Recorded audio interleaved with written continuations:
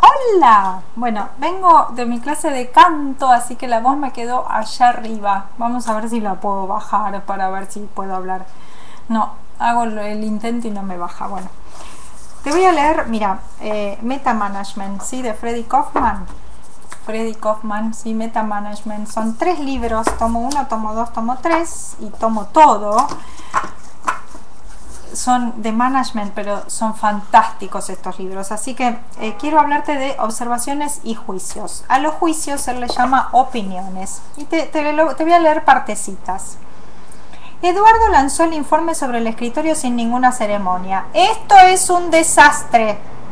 No puede ser, reaccionó Clara, sorprendida y furiosa. Me pasé 5 días preparándolo. 5 días perdidos. Esto no sirve para nada. Es muy largo, está mal redactado y peor expuesto. Además, no está clara la conclusión, es una sarta de incoherencias. ¿Cuántas veces tengo que explicarle la importancia de estos informes? Por favor, rehágalo ya mismo. Necesito algo aceptable para presentar en la reunión. Mientras Eduardo salía al corredor, Clara estrujaba el informe mascullando. ¡Qué hombre difícil! Nada le viene bien, no tengo la menor idea de lo que espera de mí. En fin, otra noche en vela. Eduardo, el jefe, evalúa el informe de Clara diciéndole no es aceptable y le pide que lo rehaga. Clara, la empleada, ha trabajado duro para preparar el informe y cree que Eduardo es demasiado exigente. Eduardo piensa que Clara es descuidada y rebelde. Clara piensa que Eduardo menosprecia su trabajo, que le da instrucciones confusas y que no toma en consideración todo su esfuerzo.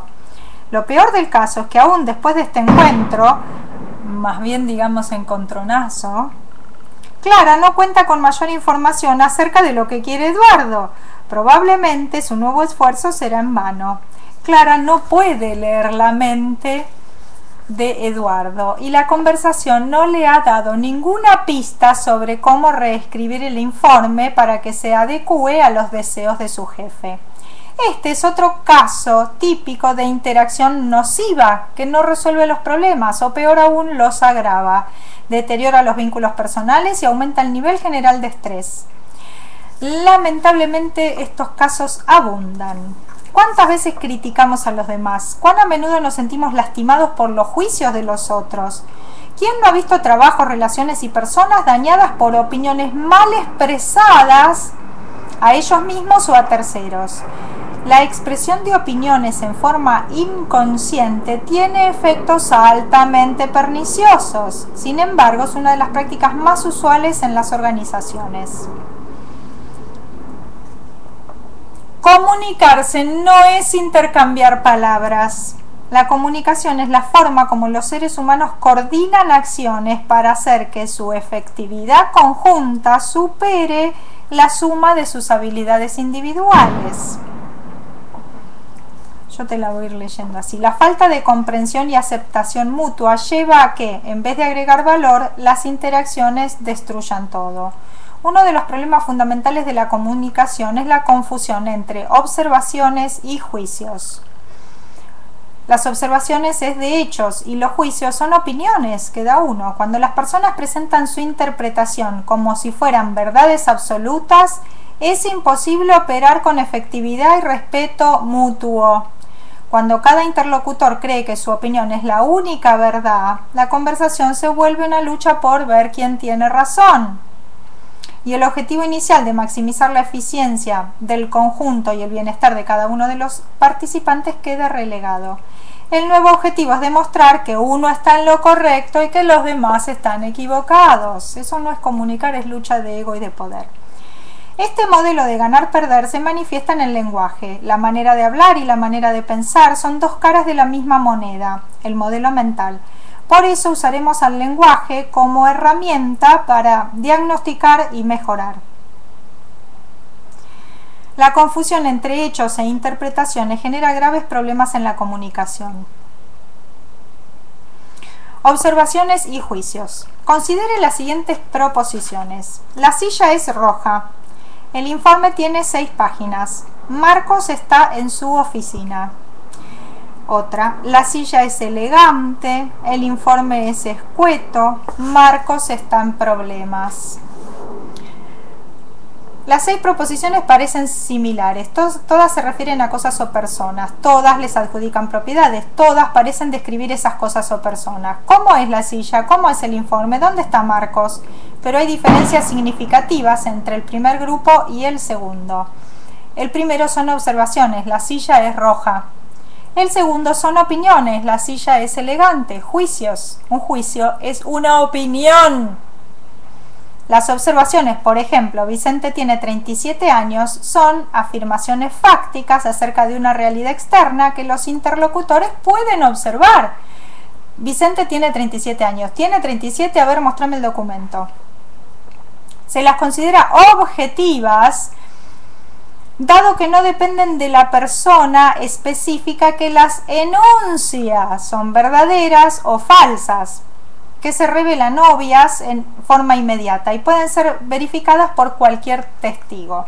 Los juicios, por ejemplo, Vicente es joven, son afirmaciones acerca de la experiencia interna de quien las expresa. Las observaciones no dependen de quien las expresa. Los juicios sí dependen de quien las expresa. Si es joven o es viejo, es un juicio de valor, depende. Depende de cuán viejo o joven seas vos para decir que el otro es viejo o joven.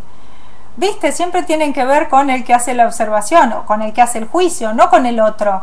Entonces, si vos decís si aquel es joven, no depende del otro, depende de lo que vos ves como joven o no. Eso es un juicio, está en vos, no en el otro. Dos interlocutores pueden aceptar sin problemas que Vicente tiene 37 años y estar en total desacuerdo sobre si es joven o no para el puesto de vicepresidente de Finanzas, por ejemplo. Las discusiones improductivas comienzan cuando los interlocutores intentan argumentar sobre la juventud de Vicente, como si estuvieran discutiendo acerca de su edad. Observaciones. El propósito de una observación es establecer un escenario común, aceptado como base por todos los interlocutores. Las observaciones permiten generar una imagen compartida de la realidad en la que se encuentran los participantes de la conversación. Por ejemplo, si quiero hablar con Marcos y le pregunto a un colega, ¿dónde está Marcos? La respuesta sería, Marcos está en su oficina. Me provee de información adecuada para guiar mis acciones. Al decir Marcos está en su oficina, mi colega está haciendo una observación, una descripción de hechos objetivos y comprobables. Estos hechos son incontrovertibles e inmediatamente observables para cualquiera que, además de conocer a Marcos y saber dónde queda su oficina, no sea ciego y hable castellano. Las observaciones son declaraciones que cualquier miembro de la comunidad puede identificar sin lugar a dudas como verdadera o falsa. Observaciones efectivas. Una observación efectiva está fundamentada en evidencias. Al efectuar una observación, quien habla se compromete a ofrecer evidencias como respaldo. Si alguien cuestiona que Marcos esté en su oficina, podemos decirle anda y fíjate y vas a ver que Marcos está en su oficina. Muy bien. La observación efectiva es verdadera. Las observaciones pueden ser verdaderas o falsas. Si uno mira la silla y ve que es roja, dirá que la observación es verdadera. Si ve que es azul, dirá que la observación es falsa. Alguien dijo, che, la silla es roja. Vos la mirás, es roja, es una observación verdadera, pero si vos la mirás y es azul, es una observación falsa, pero no deja de ser una observación. La forma de constatar la verdad de una afirmación es verificar que sus palabras se ajustan al mundo que aparece ante los sentidos. Una observación efectiva es experimentable. Es posible que haya desacuerdos sobre proposiciones fácticas. Por ejemplo, mientras algunos afirman que los objetos más pesados caen más rápido que los livianos, otros aseveran que los objetos caen a la misma velocidad independientemente de su peso. Estas proposiciones contradictorias solo pueden existir con antelación a la experiencia. Al comparar la velocidad efectiva de caída de dos objetos de distinto peso, la verdad o falsedad de la afirmación se manifiesta en forma irrefutable. Esto es el llamado método científico. Cuando en una conversación uno se encuentre discutiendo en forma teórica sobre hechos, conviene abandonar el razonamiento abstracto y salir a buscar datos concretos o crearlos mediante un experimento. Una observación efectiva tiene sentido. Las observaciones siempre existen dentro del marco de las estructuras de sentido de una comunidad. Hoy es martes es una observación, aun cuando su corroboración científica no sea posible. Uno sabe que hoy es martes. Muy bien. Para alcanzar el objetivo conversacional, el observador necesita compartir con el oyente un contexto de sentido, un sistema de prácticas sociales y lingüísticas que den un significado coherente a la observación. ¿Sí? Yo te puedo decir hoy es martes y vos me podés venir a decir cualquier otra cosa, pero ahí no vamos a armar una conversación porque vos estás saliendo de hechos objetivos observables verdaderos. Cuando se cruzan diferentes culturas, nacionales, organizacionales o lo que sea, esto puede ser aún más difícil, ¿viste? Porque tenemos la cosa cultural. ¿Viste que hay acuerdos tácitos en las observaciones, no? Una observación efectiva es relevante. A cada instante hacemos infinitas observaciones. En este mismo momento el lector puede observar multitud de cosas. ¿Viste que hay chicos que les gusta mirar lo que yo tengo acá atrás mientras yo hablo? Esos son observadores.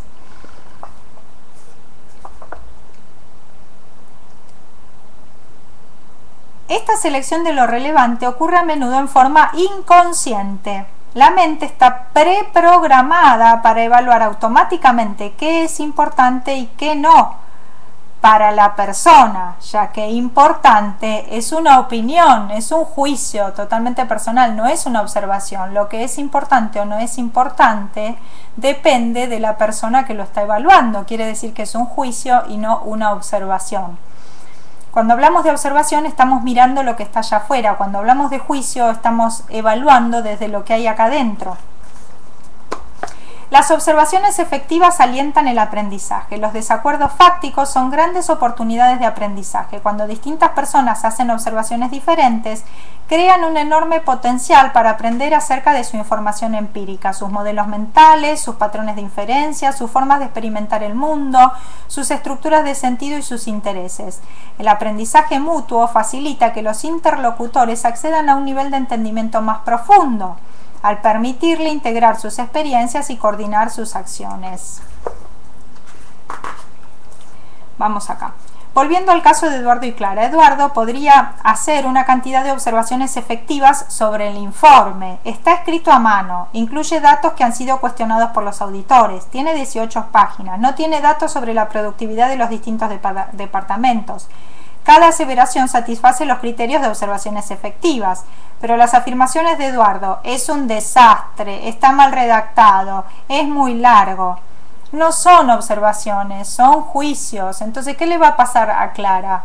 Clara se va a sentir mal, ¿sí? Porque en lugar de dar datos concretos, observaciones sobre lo que está pasando, lo que dice, está observando sobre Clara y no sobre el contenido del informe. Los juicios son tan importantes como las observaciones para generar acciones efectivas. La dificultad es que las opiniones o los juicios de Eduardo no son productivos, sino tóxicos. Juicios. Cuando alguien dice la silla es elegante, el informe es escueto o Marcos está en problemas, está emitiendo juicios. Está expresando su interpretación personal y declarando su posición respecto al mundo que lo rodea. Un juicio es una opinión, una valoración, un dictamen, una expresión de la perspectiva de quien habla. Así como las observaciones son objetivas, los juicios son subjetivos.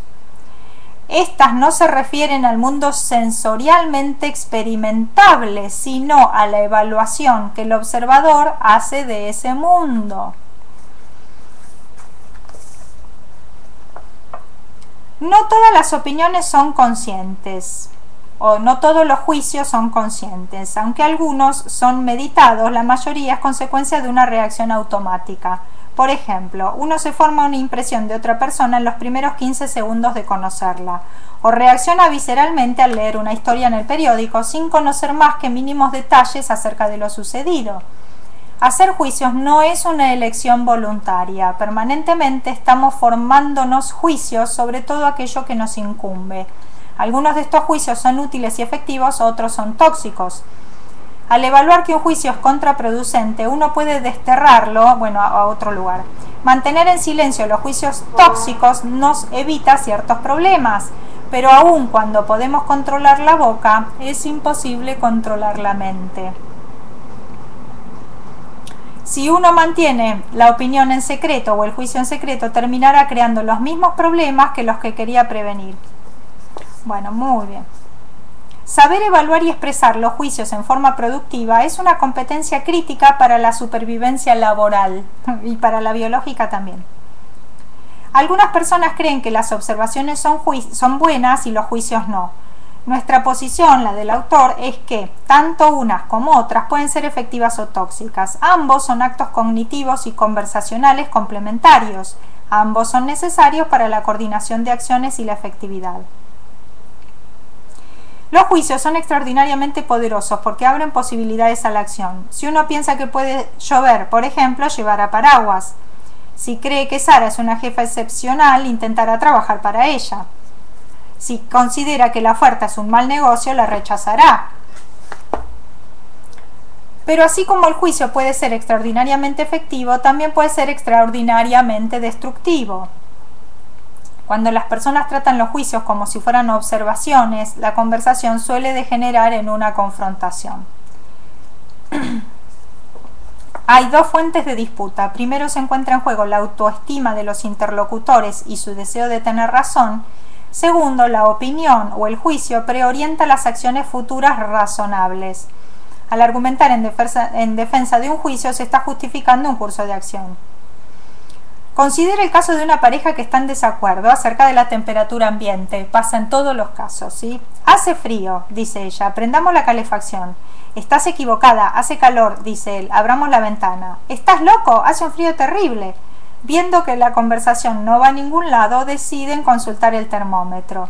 ¿Ves? Dice él con una sonrisa de suficiencia. 19 grados. Exactamente, responde ella con gesto triunfal. Hace frío. No, 19 grados no es frío. Tanto él como ella están de acuerdo en la observación. Hay 19 grados. Pero no con lo que eso significa. La observación es correcta para los dos y verdadera. Lo que cambia es el juicio que cada uno hace de esa observación. Al tener opiniones distintas, también tienen propuestas de acciones distintas. De allí nace el conflicto, no en la diferencia de opiniones, sino en la diferencia de las acciones. Juicios efectivos. El propósito de un juicio es evaluar la realidad con la que se enfrenta el sujeto, de acuerdo con sus deseos e intereses. La opinión establece una posición personal con respecto a la situación que uno encuentra y las respuestas posibles. Al igual que las observaciones, los juicios apuntan a la acción. Por eso, un juicio efectivo es aquel que permite a quien lo emite y a quien lo escucha actuar con eficacia y eficiencia. Por ejemplo, si alguien quiere expandir su equipo con un experto en computación, puede preguntarle a un colega, ¿a quién me recomendarías como encargado de sistemas? La respuesta, Marcos me parece una persona competente para ese trabajo, provee información relevante para resolver la necesidad de quien pregunta. Es un juicio, ¿sí? Muy bien, las opiniones efectivas o los juicios efectivos buscan ser válidos, no verdaderos. A diferencia de las observaciones, los juicios son válidos o no válidos. Esto significa que no hay un mundo externo inmediatamente experimentable por cualquier miembro de la comunidad con el cual el juicio necesita concordar. Uno puede observar que Marcos está en su oficina, pero cuando uno opina que Marcos está en problemas, ¿en qué realidad existe el problema? ¿Dónde es posible observar la situación existencial de Marcos? ¿Se entiende? Sí, se entiende. Es imposible hablar del juicio sin hablar del sujeto que opina. Los juicios efectivos son propiedad de quien los expresa.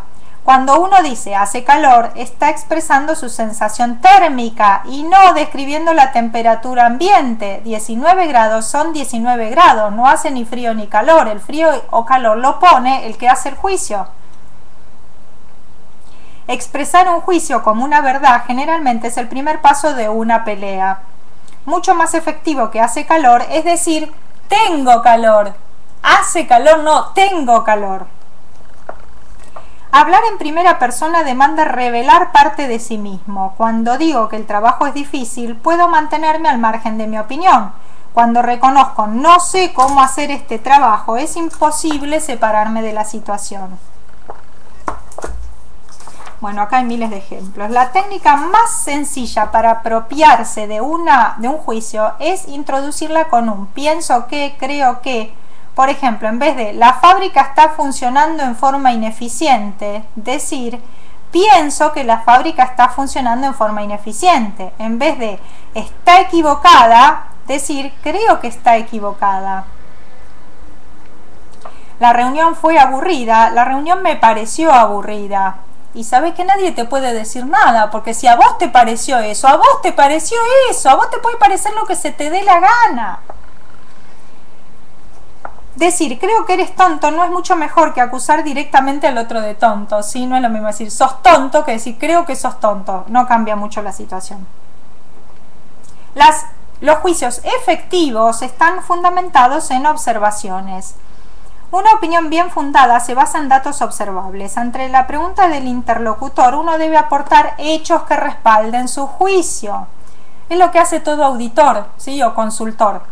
Aunque el interlocutor no comparta la lógica o los criterios que lo llevan a uno desde sus observaciones a sus conclusiones, él deberá aceptar la coherencia de las bases fácticas de las que se deriva el juicio. Por ejemplo, si Eduardo dijera las 18 páginas del informe exceden mi expectativa, yo quiero algo que pueda ser leído en no más de 5 minutos.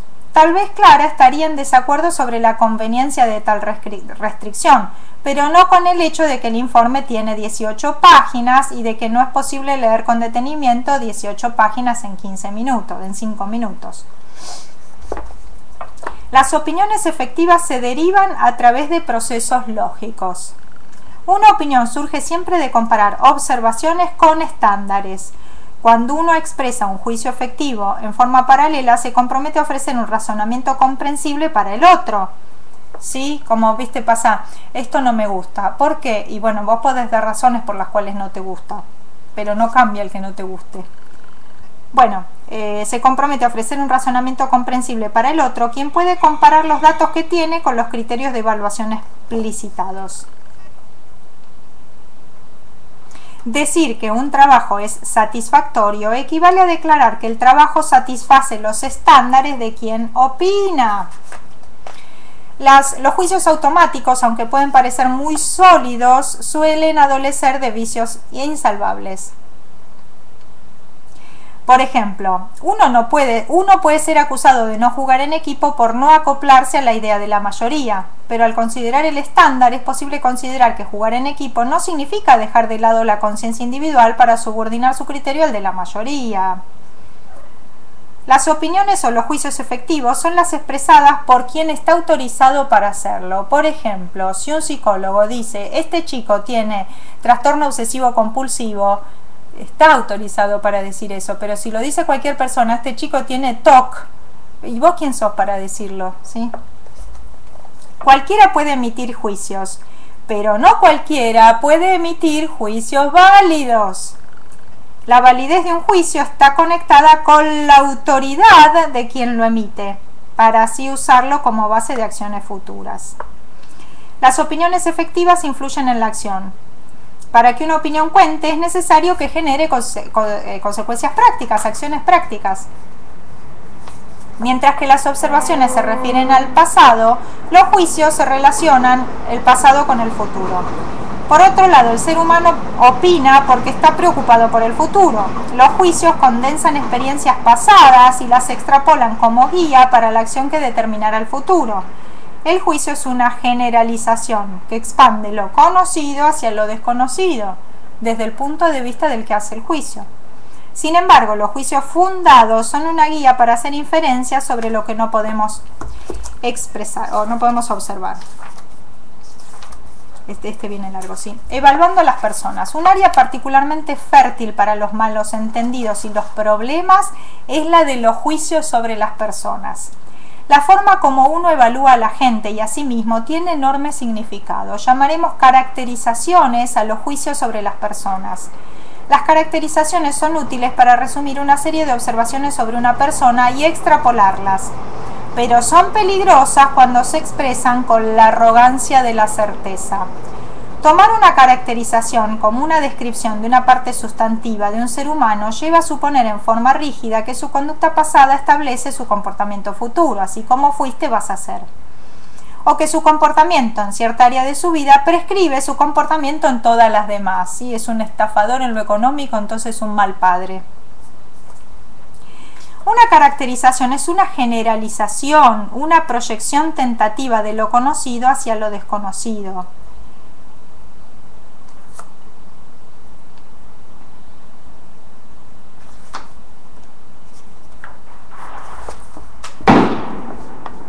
Bueno, a ver. Tomar las caracterizaciones como observaciones impide el aprendizaje y congela a las personas. Supongamos que alguien opina que José es un mediocre. Esta caracterización implica que considera que la mediocridad es una característica intrínseca e inmutable de José. José actuó como mediocre, no quiere decir que José es un mediocre. En la medida en que interprete tal caracterización como una observación y no como un juicio, pensará en José como un objeto estático, incapaz de cambiar, al cual desde su perspectiva privilegiada puede describir con precisión.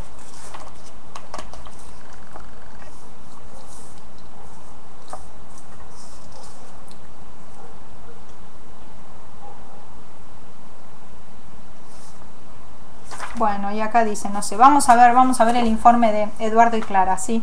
Con un mejor manejo del lenguaje, el encuentro entre Clara y Eduardo podría ser más productivo. Eduardo se acerca al escritorio de Clara. ¿Podemos hablar unos minutos sobre el informe? Por supuesto. ¿Qué le pareció? Lo lamento, pero no me dejó satisfecho. Sé que ha trabajado duro para prepararlo y aprecio su esfuerzo.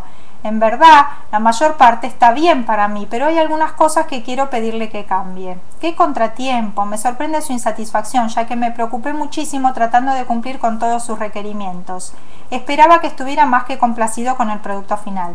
La entiendo y repito que aprecio su esfuerzo, aunque hay algunos problemas con el borrador que me entregó. La buena noticia es que tenemos tiempo para corregirlo. Si le cambia el formato, resume las primeras 2 secciones y agrega la información sobre la productividad, creo que quedará 10 puntos. ¿Para cuándo podría hacerlo?